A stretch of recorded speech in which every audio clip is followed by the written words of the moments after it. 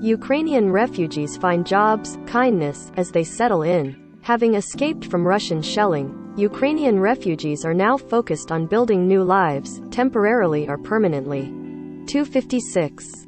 Warsaw, Poland. Natalia Hibska quickly brushes her teeth and makes the bed. She is rushing to her new job. From a small hostel room in eastern Warsaw, Hibska, a Ukrainian refugee, is slowly rebuilding her life, which was abruptly upended by Russia's invasion of her.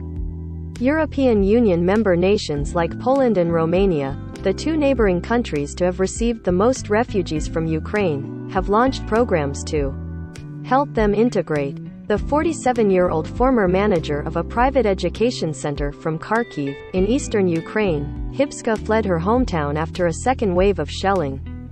When bombs struck a nearby military warehouse, rattling her home, she knew it was time to leave and seek refuge for herself and her 11-year-old son. We were afraid to go out, to let them go out into the yard. We were afraid to let them ride bicycles or play football. We were just so scared, and we decided that was enough. It was time to flee, she said, describing the decision she and many of her neighbors were forced to take. With only some basic belongings, they embarked on what became a challenging 5-day journey to the safety of Poland. 3 weeks on, and by a combination of help extended by ordinary people in Poland and policies put in place at the national and municipal level, Hibska and her son are starting to feel safe. They have a simple yet welcoming home. Her son is enrolled at a local school, and she has started a new job as cook at a Ukrainian food bar launched specially to provide employment to refugees. The workday starts early with food preparation ahead of the lunchtime rush. Hibska and the 5 other Ukrainian women working here, all recently arrived refugees, roll out dough and chop fillings for traditional Ukrainian dumplings. Pelmeni, that are a staple. I used to have 5 people working for me and I organized youth camps, she said, reflecting on her past life in Kharkiv. I am not embarrassed by the fact that currently I am working in a kitchen. Warsaw city authorities say work helps refugees integrate but is also filling vacancies in the health sector and in education, where special classes are being launched to assist newly arrived Ukrainian children. Of the more than 4 million refugees that have fled Ukraine, over 2.4 million have crossed into Poland. While many have traveled onward throughout Europe, plenty have stayed in Poland, which is offering free temporary accommodation, medical care, education and some social benefits. Some 625,000 refugees have sought and obtained Polish ID numbers entitling them to all that for 18 months. But living off benefits was not something Natalia would accept for too long. Volunteers help us with everything. We can live off Poland, but I don't see that as a good thing, she said. I need to work. You won't get much doing. Her new job helps provide for her and her son, Roman, and anything left over she hopes to send to her parents and husband, still living in Kharkiv. Her good fortune in Poland was thanks to a free hostel run by a family of developers and hotel owners. The same company launched a Ukrainian food bar specifically to provide jobs to refugees. The place opened 10 days ago and is quickly gaining in fame, with customers intent on helping Ukrainians all the while enjoying a good meal.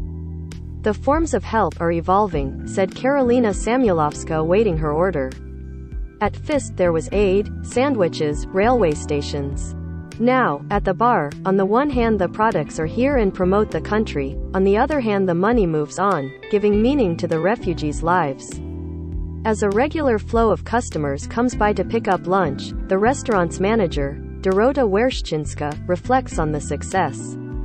We were not expecting such popularity, she said.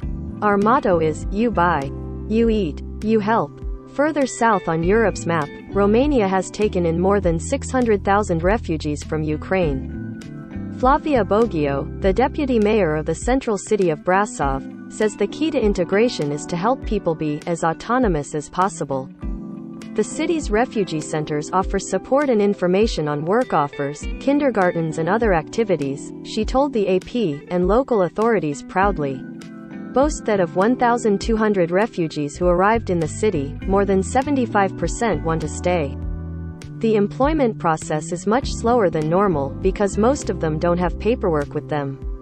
Ellipsis. Also, you need to discuss with them to understand their particular situation. If you have a mother with 3 children, you need to see what you're going to do with the children while she's at work. Bogio. 4 generations of Anastasia Yevdokimov's family fled from their homes near the Black Sea. The 21-year-old beauty industry worker came to Brasov with her grandmother, her mother and her 3-year-old son. Brasov drew them with its impressive architecture and access to nature, which helps to distract from the circumstances, Yevdokimova said. They've already had to seek urgent medical care for the child and found it to be quick and attentive. That reassured them. Another refugee, 27-year-old Karina Buili, a human resources manager from the Black Sea port city of Odessa, and her family have been offered free accommodation with a Brasov couple, but we're not expecting the great kindness they have met with. Our hosts, the owners of this apartment, are so kind and now we're just like friends, Buili said. They showed us the town, they asked us to their house. It seems like we've known each other for a long time. McGrath reported from Brasov, Romania.